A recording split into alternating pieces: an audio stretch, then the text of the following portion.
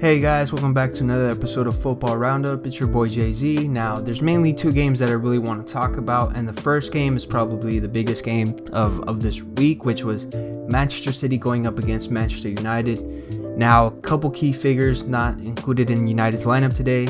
I know that Ronaldo wasn't there, but I also heard that maybe Cavani might be coming back into the team. He was also not there. But surprisingly, United actually didn't do that bad off without them. City, of course, they have a great lineup that any team would be envious of, but starting off the match, United did pretty well applying pressure, but City were able to get the first goal, and they got the goal pretty early in the match, around the 4th or 5th minute, and I was more curious to see how United would manage with this, because I think we've seen a lot of them just kind of putting their head down, not really looking to get back into the game, kind of expecting a loss already, or just losing morale basically. But surprisingly, they did pretty well. They were still upping the pressure, they were still looking for the goal. They didn't really switch up their mentality because they were a goal down. And Sancho actually got a great goal. I think you could argue maybe the defenders gave him a little bit too much space, but he took the opportunity, took on a defender, took a great shot to the far post, and it went in, and it was tied. I thought United were doing pretty well, but give City enough time and they will wear you down. They are very, very good at passing the ball around you, wearing you out like that, and especially when basically I didn't see anyone else helping Bruno. Bruno was basically the only one chasing down defenders, trying to apply pressure to get the ball back. I didn't really see that much from anyone else, and honestly, I think it kind of showed what was to come, because if the team wasn't all working together to apply pressure and they were disjointed in who went and pressed, the whole team was bound to get worn down, and that's what it looked like.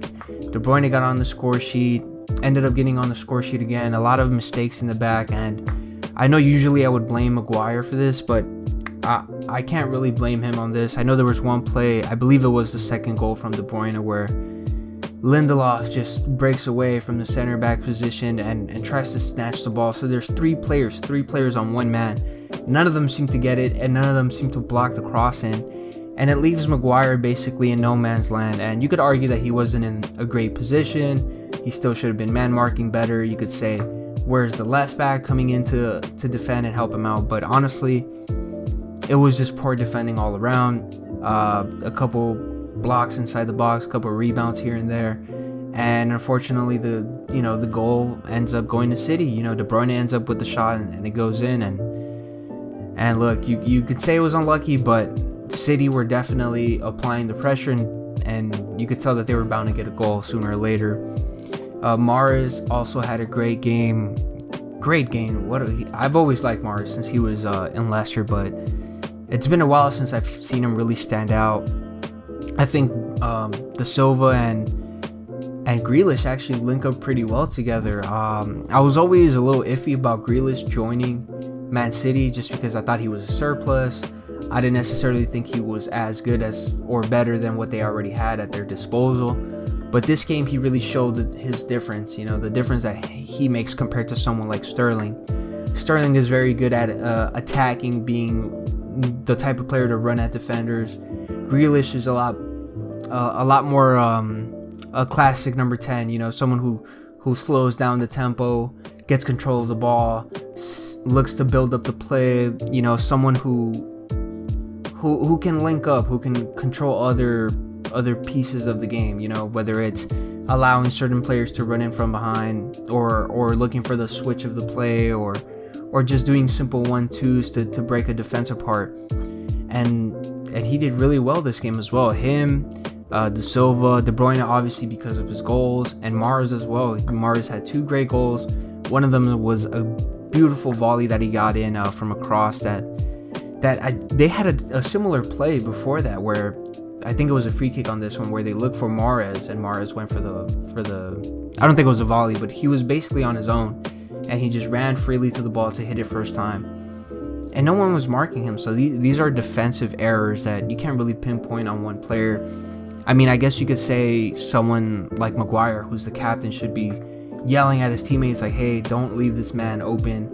Especially someone like Mahrez, who we know can score. He's not just another player. He's a player who who can cause some kind of damage, who can put his team ahead with a great strike, or even put his team in a position to get a rebound. So I thought it was very poor defensive work from Man United. They just kept applying the pressure. United couldn't handle it. A lot of silly mistakes. I don't know if Ragnick just pressures these guys to play from the back, or if that's what they want to do. But sometimes these guys just want to play out from the back, and they hold the ball and they'll lose possession. So I saw it happen with Fred, saw it happen with Pogba, where they needed to pass the ball, they needed to let go of it, but they just didn't, and then they would lose it. And when you lose the ball in your own half, it's always a problem, it's always a danger, and it is what it is. I know Mahrez' second goal was a little controversial because of the offside. Very silly stuff. I mean, I don't know, man. VAR is just... I don't think VAR is ever going to make anyone happy, but it is what it is. Mahrez got 2. De Bruyne got 2. It was a great game for City. United started off strong, but just couldn't pull it together.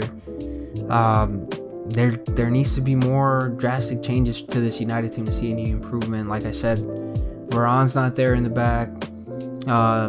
Someone like Ronaldo who can at least pose a threat or drag defenders with him, leaving other players open, wasn't available. Rashford coming off the bench, so you see the potential there, but it's just not coming through for United at this point. Okay, guys, really quickly, I want to talk about Real Madrid going up against Real Sociedad.